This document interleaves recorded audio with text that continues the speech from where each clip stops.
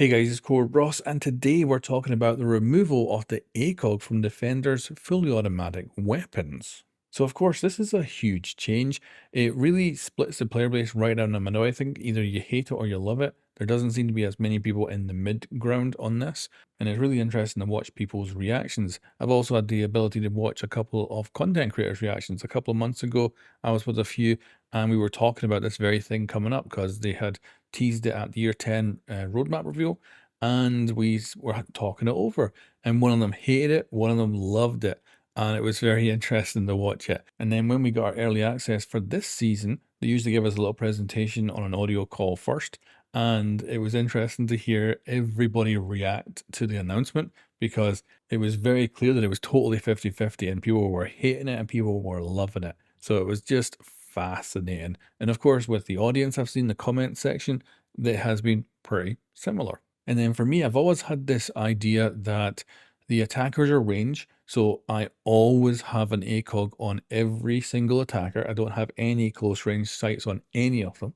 And then on defense, I've got almost all 1x scopes with only a few operators running ACOGs, and those operators are usually for special things that I want to, do something a bit more ranged with, and that is very rarely the case. And that's because I've always felt that the attackers are the ones with the range advantage, and then the defenders with their faster firing weapons have the close range advantage. And essentially, as a defender, I always want to pull the attackers in closer and closer, whereas on attack, I try to keep my distance. And I've always liked that the ACOG was this quite zoomed in, not great for close combat scope. And then, of course, you had your 1Xs, great for close combat, but bad for range. And that's why I didn't like it when the 1.5x scope showed up for a while, and it was perfect. It was the mid ground, and that one I ran pretty much on attack and defense, because it essentially fitted the perfect range for combat in Rainbow Six Siege, and I was very happy when the 1.5 was taken back out of the game again.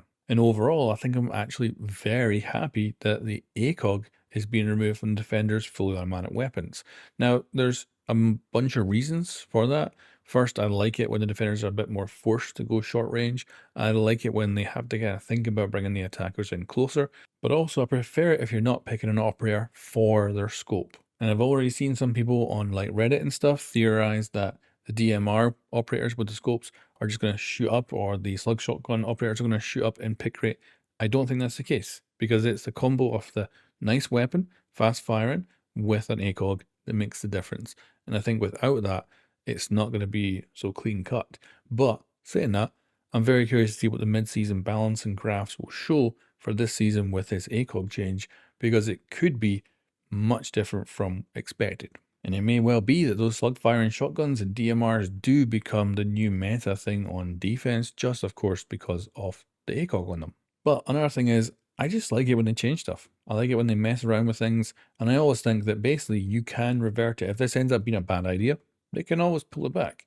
The only problem is that Ubisoft does move slowly. Like, I've obviously complained quite a bit now about not having balancing for the last couple of seasons, and it is very much the case that sometimes Ubisoft moves so glacially slow because, of course, they're a big company, that even if they did make a mistake and went, oh, you know what, we should actually revert that, it'd probably take them a year to fix it. So it's not as easy and clean cut as I would like it to be. But I do love stuff getting shaked up.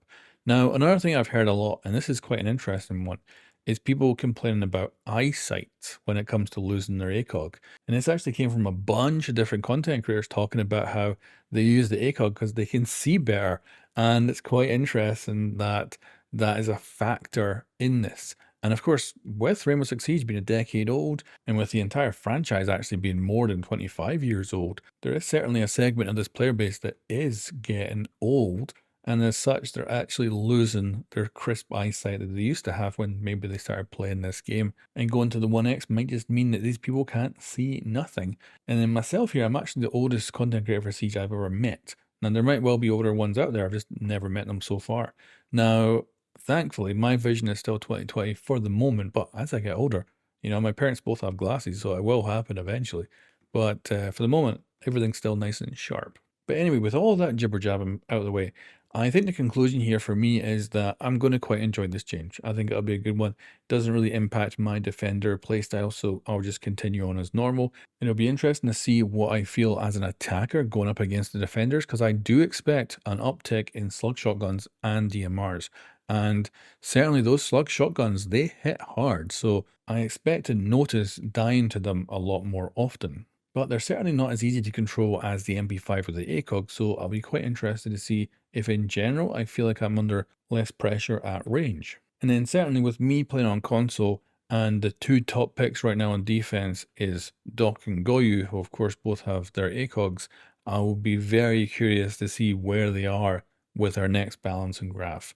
Like, I expect them almost to be in the middle of the graph, but will they? Like, is that actually going to happen?